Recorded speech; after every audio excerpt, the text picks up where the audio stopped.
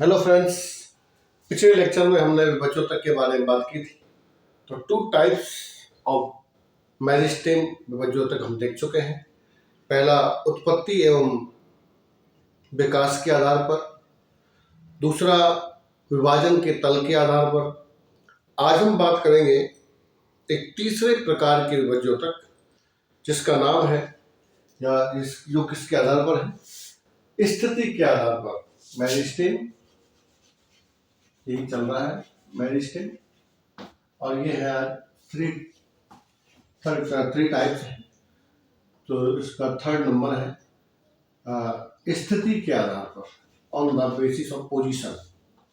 स्थिति के आधार पर देखो, स्थिति के आधार पर भी ये तीन प्रकार का होता है। नंबर एक एपिकल या शीर्षस्थ। नंबर दो ये इंटरकैलरी, या इसको हम अंतर्वेशी कहते हैं, इंटरकैलरी। अभी हम बात करेंगे इंटरकैलरी। नंबर तीन लेटरल या पार्श विभाज्योतक, लेटरल, हिंदी में कहेंगे पार्श विभाज्योतक। ये तीनों क्या होते हैं देखिएगा। तो देखो, एपिकल मेरिस्टेम जो है इसको हम शीर्ष कहते हैं, शीर्ष। तो इससे केवल पौधे की प्राइमरी वृद्धि होती है, प्राइमरी ग्रोथ होती है, प्राइमरी ग्रोथ। अगर कोई पौधा ऊपर की तरफ वृद्धि कर रहा है, उसका केवल शीर्ष क्षेत्र में ही वृद्धि हो रही है, तो समझ लीजिए वहां पर एपिकल मेरिस्टेम या शीर्षस्थ विभाज्योतक है, जिसकी वजह से वो ऊपर की तरफ वृद्धि कर रहा है। तो इसे हम कहते हैं प्राइमरी ग्रोथ। तो मूल शीर्ष, और इससे प्राथमिक ऊतक बनते हैं। एक चीज और है कि इससे प्राइमरी टिश्यू बनते हैं, यानी कि इनमें डिफरेंशिएशन होता है, जिसकी वजह से इसमें प्राइमरी टिश्यू या प्राथमिक ऊतक बनते हैं। और इससे पौधे की लंबाई बढ़ती है, लंबाई में वृद्धि होती है। इससे पौधे की लंबाई में वृद्धि होती है। ठीक। सेकेंड इज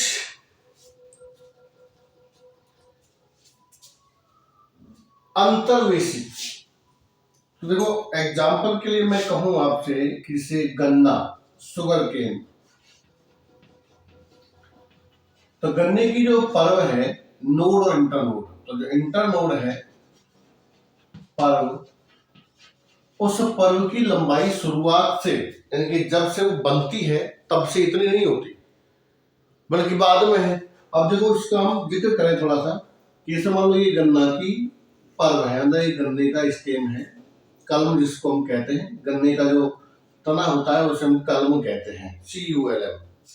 तो ये है इसकी पर्व, ये इसकी पर्व संधि, यानी कि इंटरनोड नोड।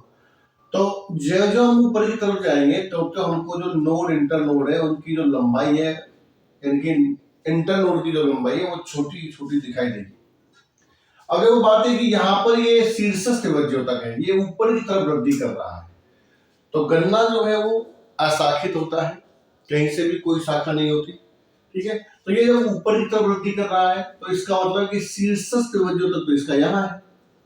अब बीच में जो ये पर्व है, ये वाली, ये पर्व जो बनी हुई है, ये पर्व, ये पर्व, ये पर्व, या और भी नीचे वाली जो पर्व है, ये भी तो लंबाई में बढ़ती है। फिर ये कैसे बढ़ती है?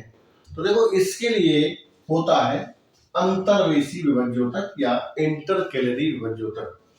यानी इनमें भी कुछ सेल्स होती हैं आधार पर, या इनके बीच बीच में कुछ सेल्स होती हैं जो भी वो सेल्स भी लगातार विभाजन करती हैं, और लगातार विभाजन करने के बाद इस पर्व की लंबाई में वृद्धि करती है। उसे हम कहते हैं अंतर्वेशी विभाज्योतक, जो बीच में धसा होता है।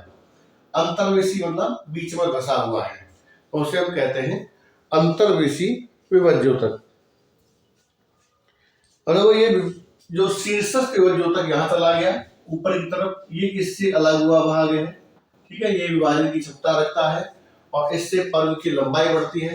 तो मेनली जो मोनोकोट्स हैं अगर हम मोनोकॉट्स की बात करें तो मोनोकॉट्स में जो ग्रासिस फैमिली या ग्रासिस जो होते हैं, उन ग्रासिस के अंदर इस प्रकार का जो मेरिस्टेम है वो पाया जाता है। ठीक, इस प्रकार का मेरिस्टेम ग्रासिस के अंदर पाया जाता है।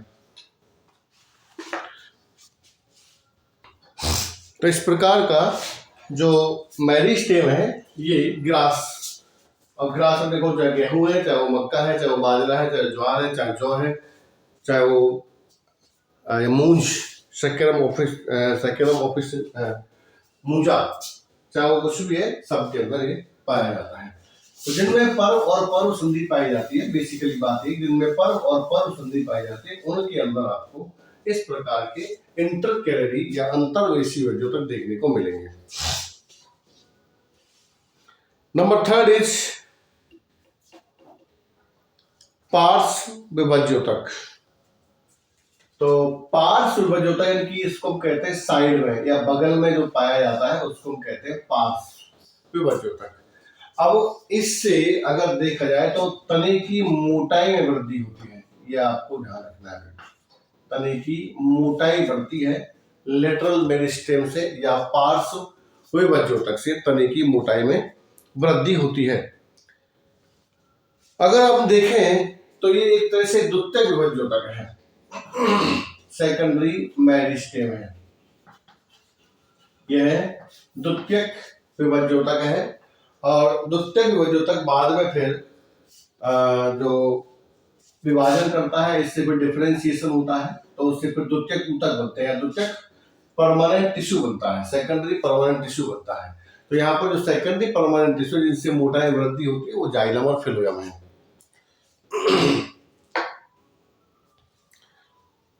इसमें दो चीजें हैं जो, और दोनों ही बहुत ही इंपॉर्टेंट हैं।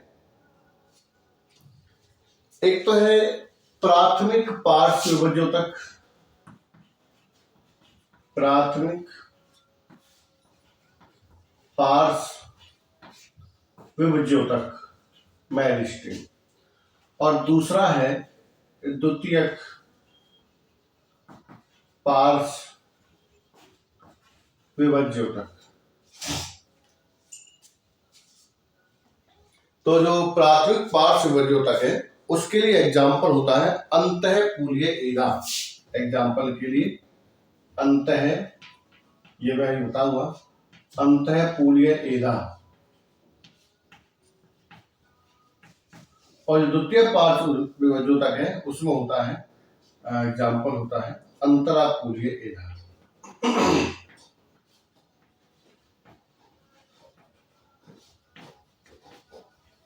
अंतरापूलीय एगा। तो पहले हम बात करते हैं कि एगा, एक मिनट, स्थिति के आधार पर ये तीन प्रकार का है, एपिकल, शीर्ष, अंतर्वेशी बीच में धसा हुआ या बीच में उपस्थित, और तीसरा है पार्श्व, बगल में है। ये प्राथमिक पार्श्व और द्वितीयक पार्श्व में बता होता है, एक मिनट देख लीजिए किस प्रकार से होता है। देखो पार्श्व का मतलब बगल में, और बगल में तो मोटाई वृद्धि करता है। इस एग्जाम्पल के लिए मैं ये बता रहा हूं कि ये है एक गोल घेरा तने का, इसमें जो जाइलम फिलोएम है, दोबारा से बनाते हैं,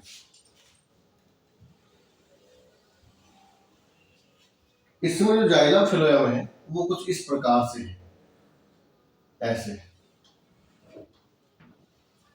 ऐसे ऐसे आगे ऐसे।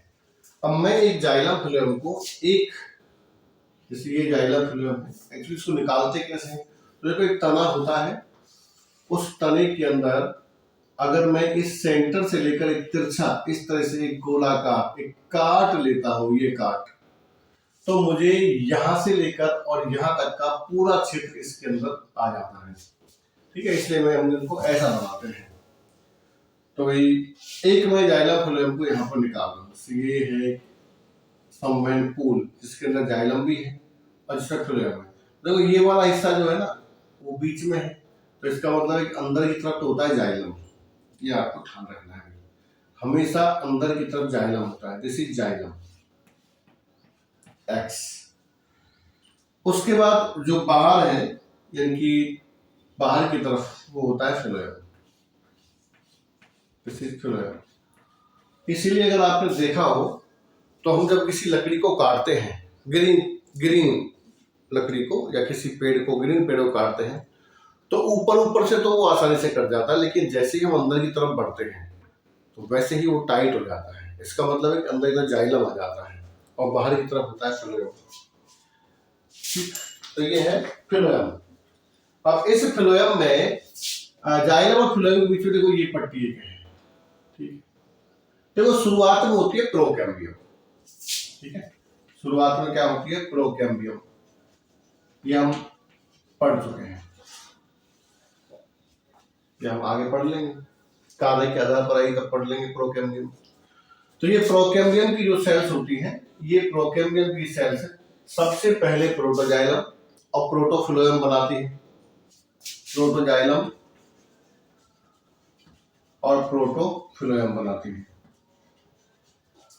ठीक। तो ये समझो कि ये प्रोटोजाइलम बन गया है और ये प्रोटोफिलोयम बन गया है। तो ये प्रोटोजाइलम अंदर की तरफ है और प्रोटोफिलोयम बाहर की तरफ है। तो होता यह है कि प्रोकैम्बियम की जितनी भी सेल्स होती है वो सभी सेल्स डिफरेंशिएशन नहीं करती हैं, उनमें से कुछ सेल्स रह जाती हैं। तो जो रह जाती है वो इस पट्टी के अंदर है, ठीक है। कैम्बियम की सेल्स, इसको हम बाद में कैम्बियम कहते हैं। ये कैम्बियम है, ये फिलोयम है, नीचे की तरफ जाइलम है, ये कैम्बियम। तो प्रोकैम्बियम से इन तीन चीजों का निर्माण हो गया। एक तो बन गया प्रोटोजाइलम, एक बन गया प्रोटोफिलोयम और इन दोनों के बीच में बन गई cambium. This is the cambium एधा। तो ये कैम्बियम जो है ये दोनों के बीच में है। अब ध्यान रखना कि ये जो कैम्बियम है ये कैम्बियम मेरिस्टेम है, यानी कि ये विभाजनशील कोशिका है, विभाज्योतक है। तो देखो यहां पर अगर देखा जाए तो ये ऐसे होता है,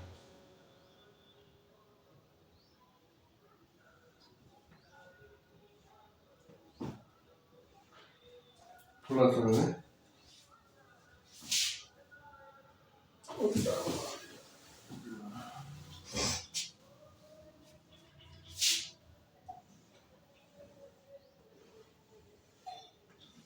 ऐसे। तो इनके बीच में यहाँ पर हमें ये कैम्बियम, ये वाली केंद्र की तरफ जाइलम, ये सब जाइलम है और ये सब फिलोयम। तो ये जो कैम्बियम है, ये वाली कैम्बियम, इस कैम्बियम को हम कहते हैं अंतःपूलीय एधा। अंतःपूलीय एधा, इंट्रावस्कुलर कैम्बियम। अब देखो बात ये, इस जगह पर ये पित्त है, मज्जा, और यहाँ से कुछ इस तरह से मज्जा रश्मियां निकलती हैं, मेडुलरी रीच को कहते हैं। ये भी मृदुतक से बनी होती है एक्चुअली। और मृदुतक आपको पता है क्या है?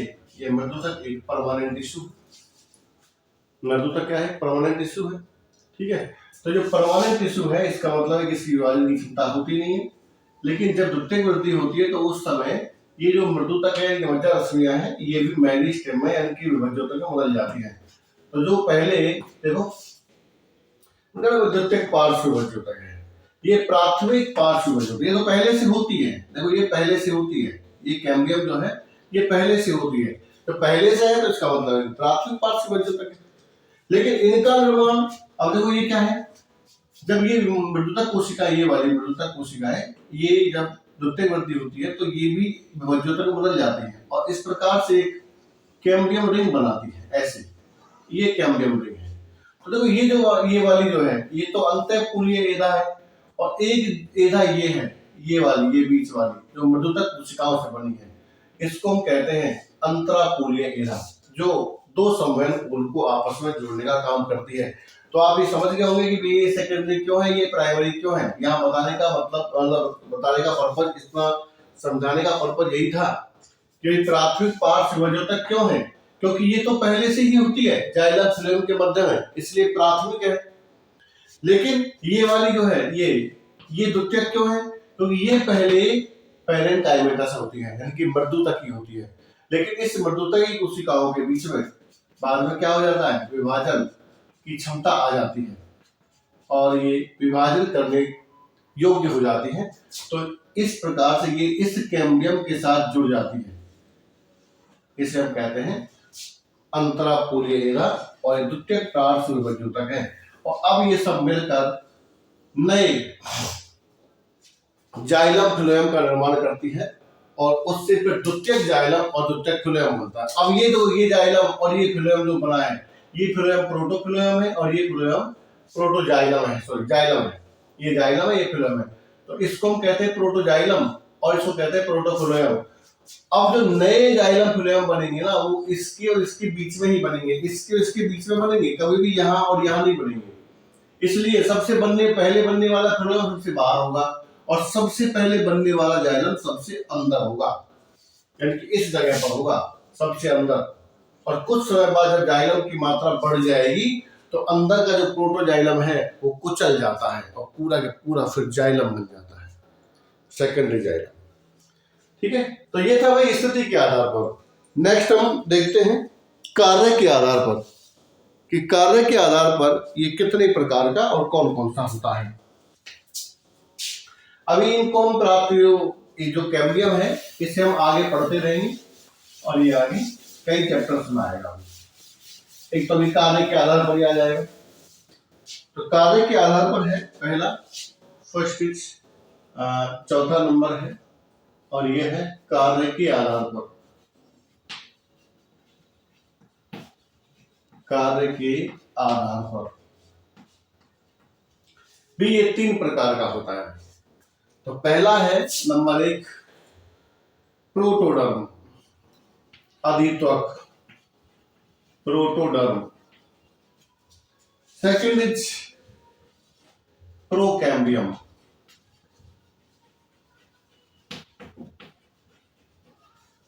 Third is ground meristem, ground meristem. तो इसको हम कहते हैं भरण विभाज्योतक, इसे हम कहते हैं प्रोकैम्बियम और इसे हम कहते हैं प्रोटोडर्म। तो हिंदी में कहेंगे इसको अधित्वक, अधित्वक। इसका नाम तो प्रोकैम्बियम ही रहेगा, या हम इसको एक नाम हो रहा है इसका प्राक-ईधा, लेकिन आप लोग अंग्रेजी में करें याद तो अच्छा रहेगा। और ग्राउंड को कहते हैं हम भरण और मेरिस्टेम विभाज्योतक। तो ये होता है भरण विभाज्योतक। अब देखो ये कार्य के आधार पर है। अब एक चीज देखते हैं कि यदि मैं किसी तने से, मान लो एक तना है, ये एक तना है, अब इस तने में देखना चाहूं कि बाहर से और इसके सेंटर तक, अब चाहे इधर से सेंटर लगाओ चाहे इधर से लगाओ, दोनों साइड से गोलाई जो है वो लगभग बराबरी, यानी कि जो इधर से होगा आधे में वो इधर से होगा आधे में। तो मैं मान लो यहां से इसको ऐसे एक गड्ढा करता हूं और गड्ढा करने के बाद उसमें से ये जो पीस निकलेगा, इस पीस को मैं देखता हूं। ये पीस मान लो मैंने निकाला है, ये पीस बीच में से, बिल्कुल बीचों बीच में से एक पीस मैंने यहां से निकाला है। अब इसमें मैं देखूं तो इसमें विभिन्न प्रकार के क्षेत्र मुझे दिखाई देते हैं। तो देखो सबसे पहले बाहर की ओर होती है क्यूटिकल या एपिडर्मिस, है ना। उसके बाद हाइपोडर्मिस होती है, फिर वल्कुट होता है, फिर होता है एंडोडर्मिस, फिर होती है पेरिसाइकिल, फिर होता है फिलोयम, फिर होता है जाइलम, फिर होता है पिथ। और पिथ रेज या मज्जा रश्मियां है तो उनकी बात हम अलग से करेंगे। तो देखो epidermis, hypodermis, cortex, endodermis, pericycle, xylem, phloem और पिथ। तो ये epidermis, this is hypodermis, this is cortex, this is endodermis, this is pericycle, this is xylem, this is phloem and this is pith. इतनी चीजें, इतनी layer बाहर से, अगर इसके ऊपर और भी है तो ये क्यूटिकल होता है, सी क्यूटिकल। तो इतनी लेयर बाहर से और अंदर तक पाई जाती है। क्या वास्तव में लेयर होती है? हाँ होती है, इतनी ही लेयर होती है। एक तने को अगर आप काट के देखेंगे तो आपको इतनी ही लेयर दिखाई देंगी।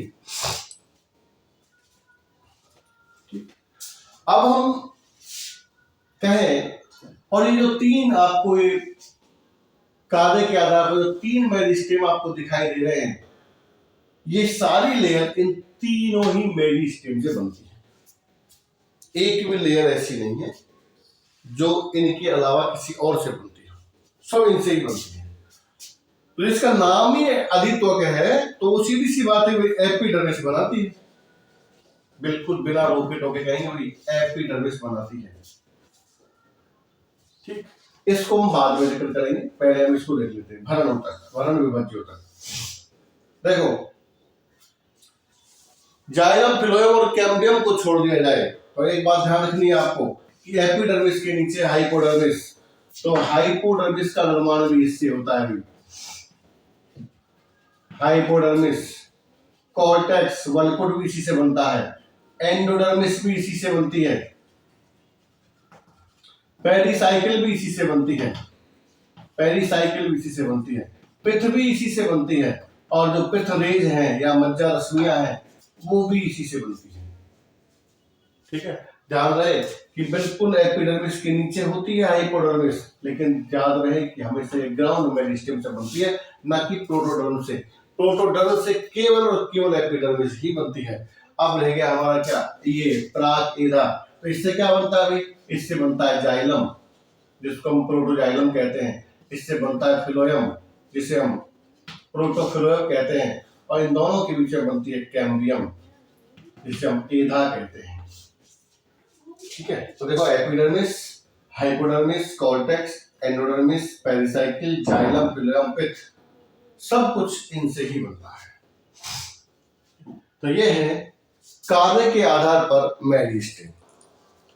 हम अभी जाइलम फिलोयम के बारे में डिटेल से जिक्र करेंगे जब हम कॉम्प्लेक्स टिश्यू पढ़ेंगे। अभी केवल हमने मेरिस्टेम ही पढ़ा है। जब हम कॉम्प्लेक्स टिश्यू पढ़ेंगे तब हम जाइलम फिलोयम के बारे में और जानना चाहेंगे कि किस प्रकार से प्रोटोजाइलम होता है, किस प्रकार से प्रोटोफिलोयम होता है, ठीक है, क्या मेटाजाइलम होता है, क्या मेटाफिलोयम होता है, इसके बारे में हम बाद में जिक्र करेंगे। आज के लिए इतना ही। फिर वही बात, अगर आपने अभी तक मेरा चैनल सब्सक्राइब नहीं किया है तो प्लीज सब्सक्राइब कर लीजिए, उसे लाइक कीजिए, कमेंट कीजिए, शेयर कीजिए, जिससे अधिक से अधिक लोगों तक ये वीडियो पहुंच सके और वो लाभ उठा सके। ध्यान रहे, बीएससी फाइनल ईयर के लिए ये टॉपिक बहुत बहुत ज्यादा इंपॉर्टेंट है। पूरी बुक इसी पर टिकी हुई है। अगर आपने तीसरा चैप्टर, ये चैप्टर चल रहा है, ये ढंग से पढ़ लिया तो फिर आगे की बुक, आगे के चैप्टर्स आपके लिए बहुत आसान रहेंगे। Thank you very much.